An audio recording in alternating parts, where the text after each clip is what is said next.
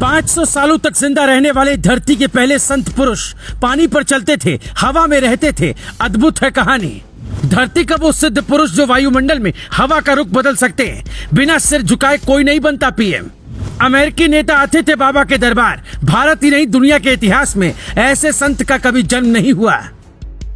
दावा किया जाता है कि भगवान के अलावा ऐसे किसी इंसान का जन्म धरती पर नहीं हुआ जिसने 500 साल तक जिंदा रहने का कीर्तिमान स्थापित किया।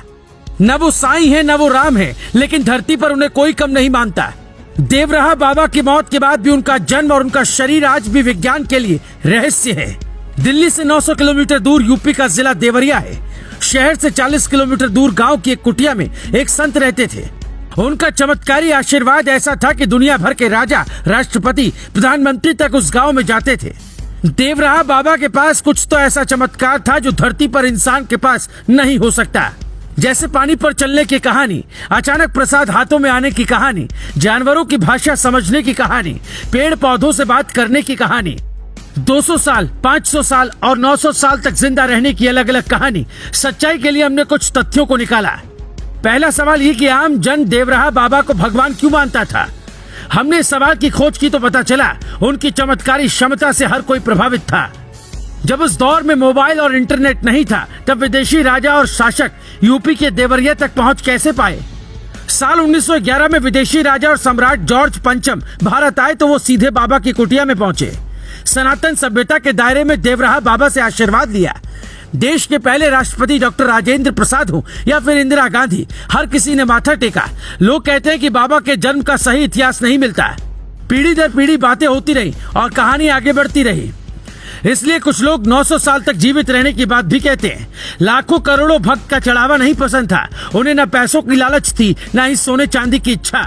भारत में बहुत कम सिद्ध पुरुषों में एक है देवराहा बाबा, जिनकी जिंदगी भर की कमाई भक्त थे। न आलीशान घर बनाया, न ही कोई करोड़ों का महल। कहते हैं एक बार राजीव गांधी खुद को प्राइम मिनिस्टर समझते हुए मिलने के लिए आना चाहते थे। उनकी कुटिया में जाने से पहले एक विशाल पेड़ था जिसकी टहनी सड़कों को छूती थी। अधिकारियों ने कहा कि ये पेड़ काटा जाएगा तभी काफिला जाएगा, लेकिन देवराहा बाबा ने काटने से मना करते हुए कहा, सुनो बच्चे, ये आपके लिए एक पेड़ होगा, लेकिन हमारा ये साथी है। हम इस पेड़ को काटने का आदेश नहीं दे सकते। कुछ देर बाद खबर आई कि राजीव गांधी का कार्यक्रम रद्द हो गया। बाबा ने मिलने की इच्छा को ठुकरा दिया तो राजीव गांधी मुलाकात नहीं कर पाए।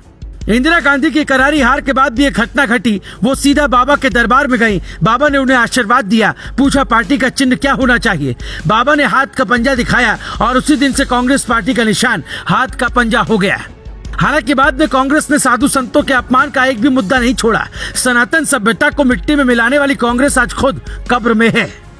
देवराहा बाबा की कहानी और मशहूर है। भारत के प्रथम राष्ट्रपति डॉक्टर राजेंद्र प्रसाद ने उन्हें अपने बचपन में देखा था। इस हिसाब से बाबा देवराहा की उम्र 200 साल के ऊपर होगी। हालांकि उनके मुताबिक इस बात के पुख्ता सबूत थे कि बाबा की आयु बहुत अधिक थी। इलाहाबाद हाईकोर्ट के एक जज ने तब बताया था कि उनकी कई पीढ़ियां बाबा का आशीर्वाद लेती आ रही थी। इसका सीधा मतलब था कि बाबा कई सौ साल से जीवित थे।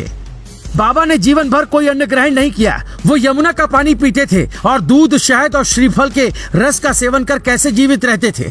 एक अध्ययन के मुताबिक अगर कोई व्यक्ति ब्रह्मांड की ऊर्जा से शरीर के लिए जरूरी एनर्जी ले तो संभव है कि उसे भूख न लगे।